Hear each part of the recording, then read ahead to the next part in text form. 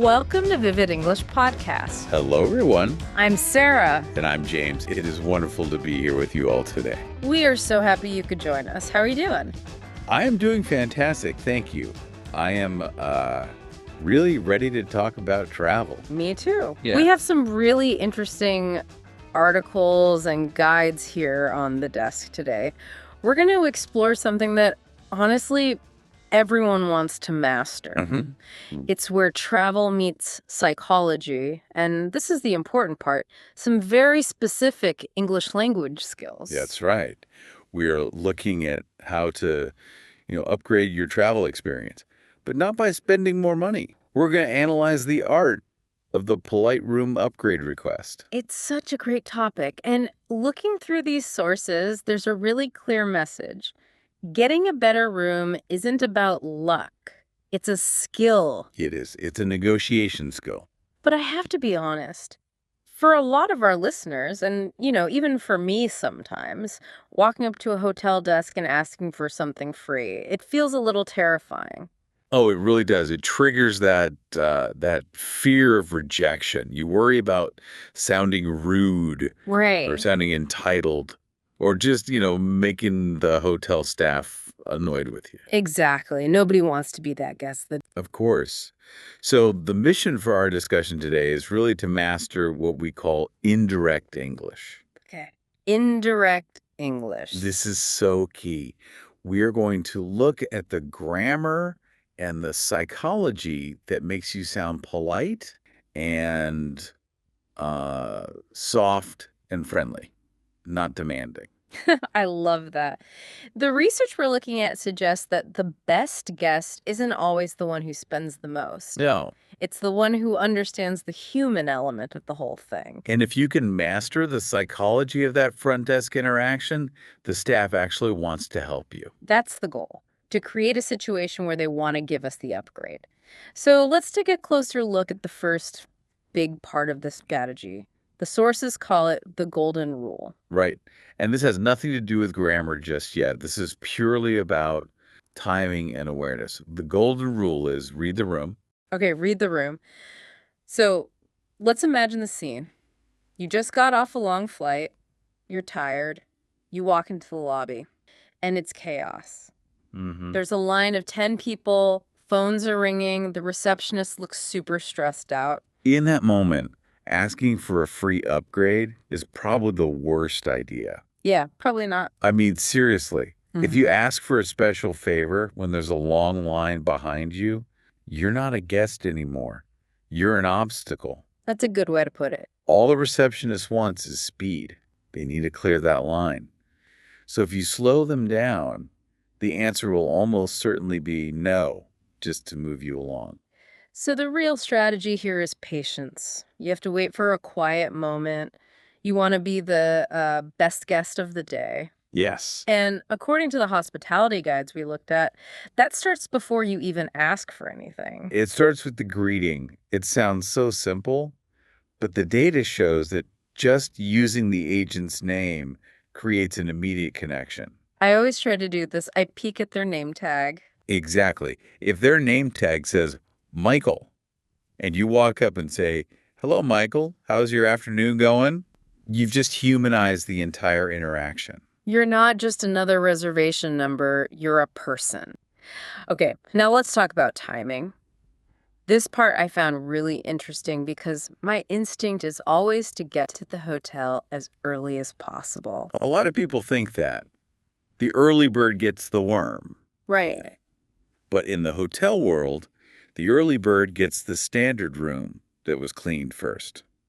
That makes so much sense when you say it out loud. If you're looking for an upgrade, arriving late in the afternoon, say between 4 p.m. and 5 p.m. is actually the strategic sweet spot. Is that because they know what rooms are left? That's exactly it. Yeah. By 5 p.m., the hotel has a really clear picture of the night. They know who has canceled. They know which expensive suites haven't been sold yet. Ah, I see. So if I show up at 1 p.m., they're still hoping that some big shot business person is going to book that luxury suite. Correct. But by 5 p.m., they know it's probably going to sit empty. And an empty room is a wasted asset. So they might as well give it to the nice person who smiled and used their name. Precisely.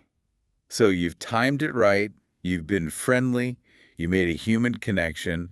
Now we are going to explore the occasion strategy. This is the classic one, isn't it? It's our anniversary. It is the classic, but, and this is a big warning, do not lie. Right. Please don't say it's your honeymoon if you're checking in alone. That's just awkward for everyone. It is painfully awkward. Yeah. But if you're celebrating something real, you should absolutely mention it. Hotels are in the business of creating memories. You're giving them a reason to be nice. You are. So let's talk about how to phrase this. You don't want to just walk up and say, it's a birthday, and then just stare at them. No. You want to weave it into the conversation. A great phrase to use is something like, we're actually here celebrating our 5th anniversary. I like that word, actually. It makes it sound more genuine, like a little secret you're sharing. It does. Or, if it's not a specific event, you could just use your enthusiasm. You could say, it's my first time in this city and I'm just so excited to be here. That's great because excitement is contagious. But here's the tricky part. How do you get from I'm happy to be here to, can I have a better room? That's what we call the magic link. You have to connect your occasion to the request itself. Okay, so what does that sound like in practice? You say something like, is there any possibility of a room with a better view to make it extra special? To make it extra special. You're not asking for free stuff. You're inviting them to join the celebration. Exactly. You're helping them help you. Okay, now let's get into the details of the grammar. This is really the heavy lifting of our discussion today.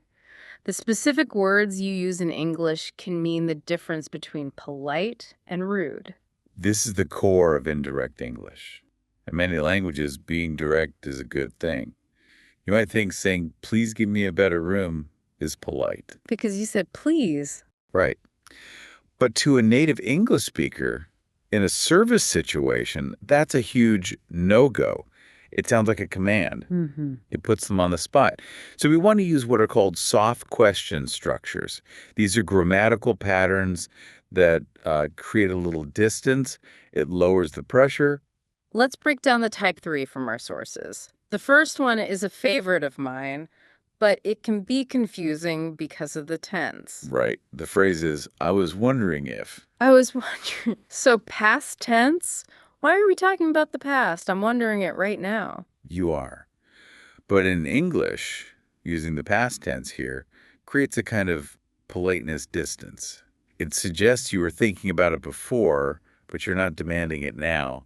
It's tentative. It's less aggressive. That is such a subtle but powerful nuance. It allows you to back out easily if the answer is no. Okay, so let's hear the full sentence. You would say, I was wondering if you had any complimentary upgrades available today. And listeners, notice that word, complimentary. That is the professional, adult way to say free. Yes. Never say free stuff. Complimentary shows you understand how the hotel system works. Okay, let's move on to structure number 2. This one is all about probability. The phrase is there any chance? This one feels very low pressure. That's the whole point. Yeah. You're acknowledging that the answer might be no before you even finish the sentence. Mm-hmm. It takes the pressure off. For example, is there any chance we could get a room on a higher floor? Is there any chance? It sounds like you're just, testing your luck, not expecting anything. Exactly. And the third structure, maybe the most formal but very effective, is would it be possible to? Would it be possible to? Again, using would instead of will just softens it. Would it be possible to get a room with a balcony? These 3 phrases, I was wondering, is there any chance and would it be possible? That's your toolkit. If you stick with those, you will never sound demanding. You'll sound like a sophisticated traveler. Okay, so we know how to ask, but we also need to know what to ask for. The sources point out a common mistake is people try for too much. Yeah, they ask for the presidential suite. Right. And that's almost always a no. It is. Sometimes the smartest upgrade isn't about luxury. It's about, well, geometry. Okay, let's zoom in on that. Yeah. Let's talk about the corner room. Ah, the hidden gem. It is. Because of how hotels are built, the rooms on the corners of the building are often a little bit larger. To fill that awkward space. Exactly. And they often have windows on two walls instead of just one. So you get more space, more light.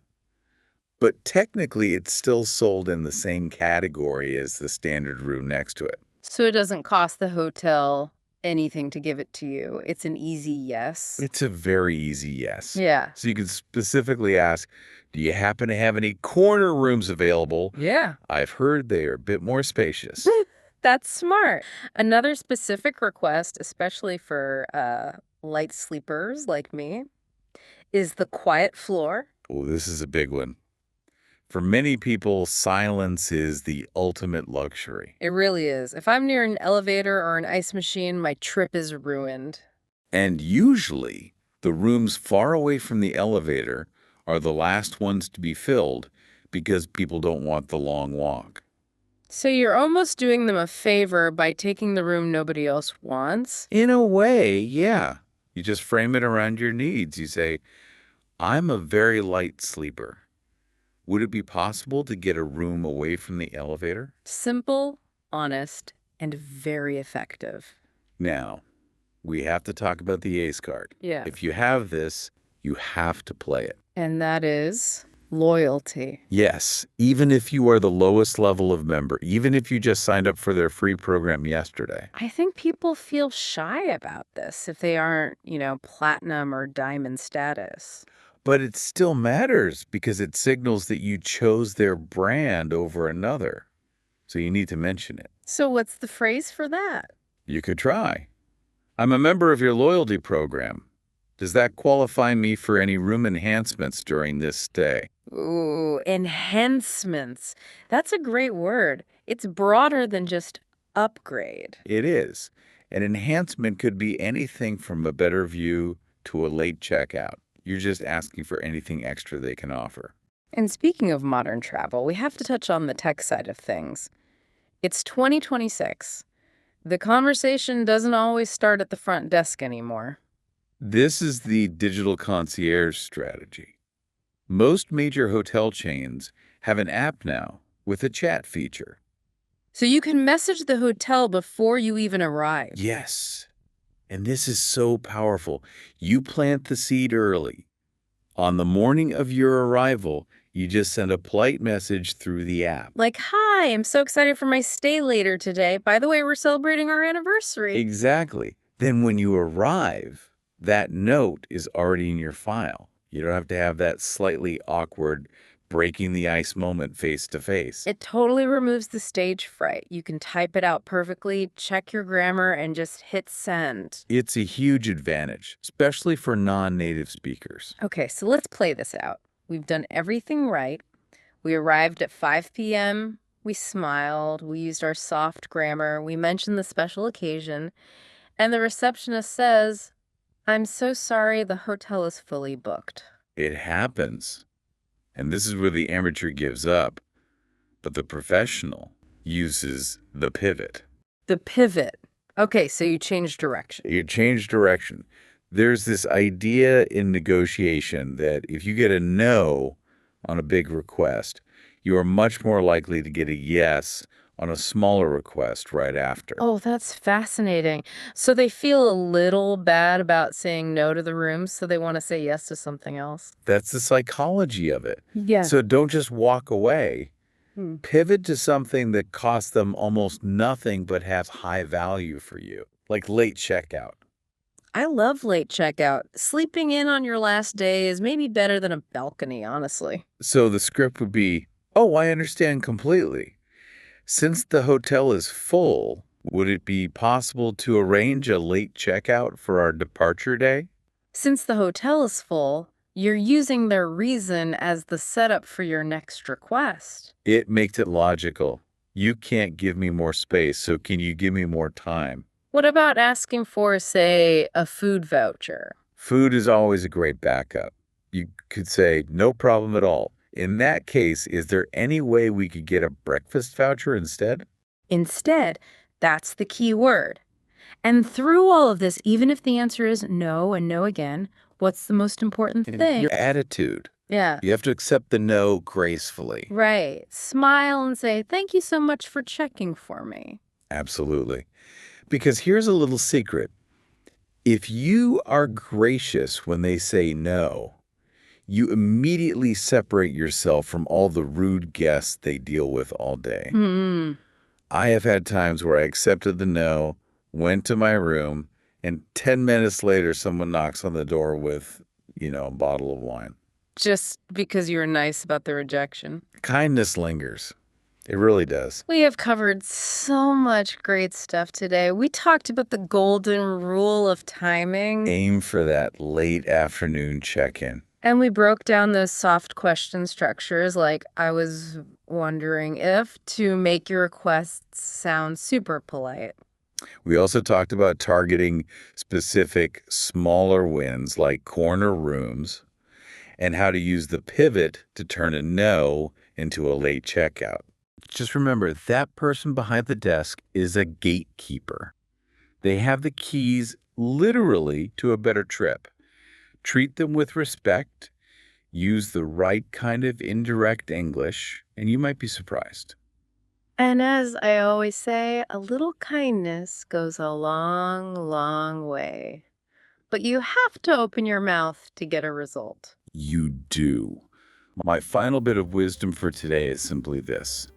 If you don't ask, the answer is always no. So true. Be brave. Use these phrases on your next trip. And hey, even if you don't get the suite, you'll still get the satisfaction of practicing perfect, polite English. And that is a victory in itself. Well, that's all the time we have for this discussion. Thank you so much for listening. We really hope these tips help you on your next adventure. Please don't forget to subscribe and come back to the Vivid English podcast. We have so many more great topics coming up for you. Yes, be sure to tune in to Vivid English Podcast next time. We really appreciate you spending your time with us. Bye-bye. Bye-bye.